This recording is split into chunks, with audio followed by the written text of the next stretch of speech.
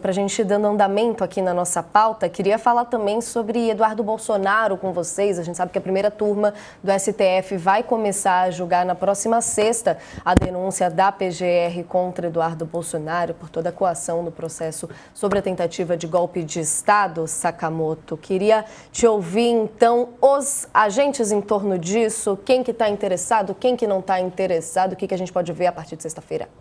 A partir dessa sexta-feira, o STF começa a tirar oficialmente Eduardo Bolsonaro da eleição de 2026. Há uma chance bem grande desse julgamento terminar antes da data de registro eleitoral, 15 de agosto, né, da candidatura. E toda aquela coisa que o Eduardo fala com relação a não, vou ser candidato a presidente da República, ou mesmo ser candidato ao Senado por São Paulo, vai por água abaixo, que na hora que ele for condenado, né, por conta desse crime, ele vai ficar inelegível. Né? E aí essa inelegibilidade, né, vai garantir que ele perda, inclusive, né, todos os privilégios que ele tem como parlamentar hoje. Hoje por quê? Porque a Câmara dos Deputados, apesar dele estar lá em alto exílio no Texas, a Câmara dos Deputados não caça o mandato dele. Apesar dele estar faltando, ele não caça o mandato dele. Você, minha amiga, meu amigo, que tentar faltar ao trabalho por uns 200 dias, o que acontece? Vocês vão ganhar um cafuné do seu chefe? O seu chefe vai dizer, não tem importância, você é bonito, né? Você é lindo, você é importante. Ou você vai tomar uma carta azul e um pé na bunda. É o que vai acontecer, né? Então, o que acontece não acontece com o Eduardo Bolsonaro. Quem está pagando o salário dele, inclusive, é vocês. É que o salário dele acaba sendo arrestado pela justiça, mas quem continua pagando, continua sendo vocês. O ponto é o seguinte, o Supremo vai fazer o quê? A partir dessa sexta-feira, ele abre o julgamento virtual para ver se aceita ou não a denúncia pela Procuradoria-Geral da República. A primeira turma do Supremo vai aceitar a denúncia por coação no curso do processo da ação 2668, aquela ação que está julgando ainda, tentativa de golpe de Estado, organização criminosa armada, dissolução violenta do Estado Democrático de Direito. Então, isso aí, né, muito provavelmente, a primeira turma vai aceitar, vai torná-lo réu. Começa o processo de instrução.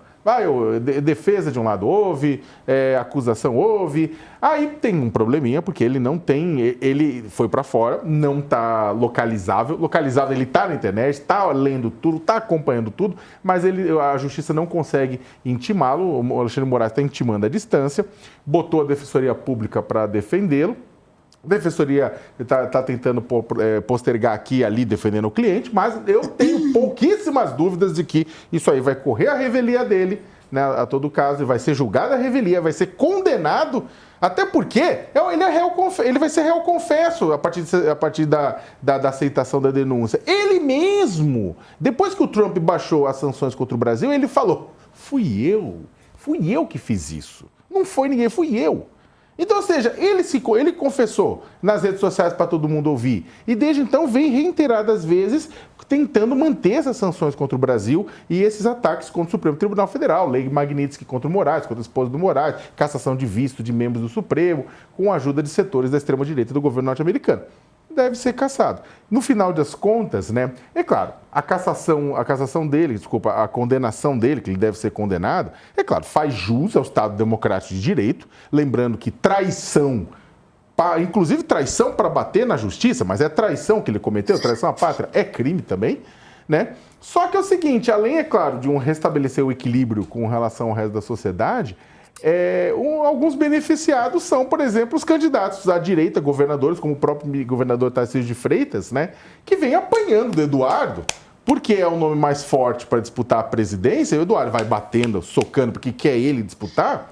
Então é o seguinte, na hora que Eduardo Bolsonaro também sair do jogo, facilita um pouco a vida para esse pessoal. Não estou falando que facilita porque o Eduardo está prometendo ir para um partido pequeno, disputar com um partido pequeno, que nem era com o que nem o Bolsonaro disputou com o PSL. Não é uma questão de disputa de votos, é a questão de, imagina só, o Eduardo Bolsonaro na eleição vai ficar atacando, inclusive, um nome como Tarcísio, vai ficar atacando um nome como Caiado, como Zema e por aí vai.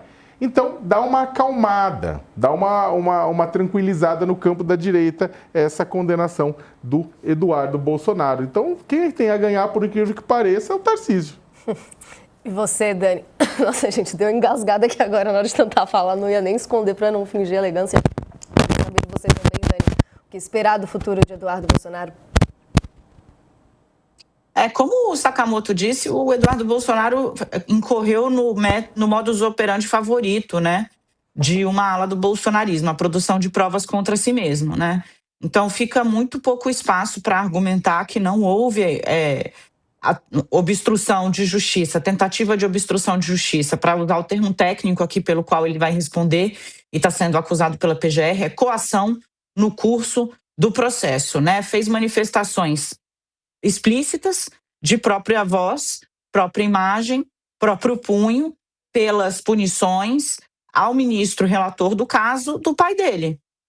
Celebrou a cassação do visto de 8 dos ministros, 4 dos 5 que estavam julgando o pai dele, e condicionou o fim das sanções ao fim do processo do pai dele. Ou seja, os americanos só vão parar de sancionar o Brasil e os integrantes da mais alta corte do país se jogarem fora o processo contra o meu pai, processo pelo qual Bolsonaro foi condenado a mais de 27 anos de prisão e teve os recursos rejeitados pela primeira turma em menos de 8 horas, né? De tão cristalina que foi o entendimento dos 4 ministros que permanecem ali julgando os núcleos da trama golpista.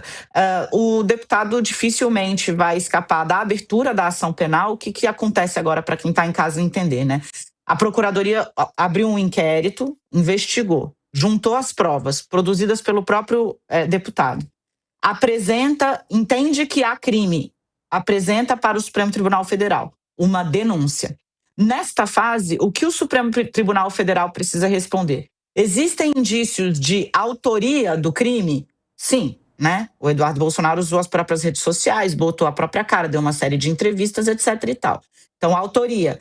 E existem indícios mínimos de materialidade? O que é isso? Existe indício mínimo de que essa conduta é criminosa?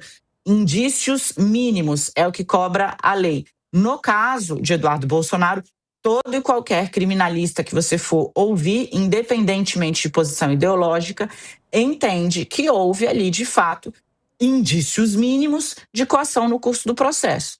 A depender do criminalista, ele dirá que é cristalina a coação no curso do processo. Se tiver indício de autoria e indícios mínimos de existência de crime, a denúncia é aceita. E, a partir daí, abre-se uma ação penal. O que é uma ação penal? É o processo propriamente dito, onde tem prazo para manifestação da defesa, prazo para manifestação do Ministério Público, eventual pedido de diligência, marca-se o julgamento e julga-se o caso. Então, começa a correr o tempo contra a elegibilidade do deputado Eduardo Bolsonaro dentro do Supremo Tribunal Federal por conta da ação que ele patrocinou contra 8 dos 11 ministros da Corte. Inclusive, para a gente ter o registro aqui também, estava vendo agora que começa amanhã o julgamento do núcleo 3 da trama golpista, composto por um policial federal e 9 militares de elite do Exército, chamados Kids Pretos, que a gente tanto falou aqui ao longo da nossa cobertura. O julgamento, então, começa nessa terça-feira, a partir das 9 da manhã. O ministro Alexandre de Moraes vai ler o relatório, todo aquele rito que a gente vinha acompanhando nos outros grupos. Em seguida, o Procurador-Geral da República e as defesas vão fazer sustentações orais e o STF também marcou uma segunda sessão nesse sentido para o dia 18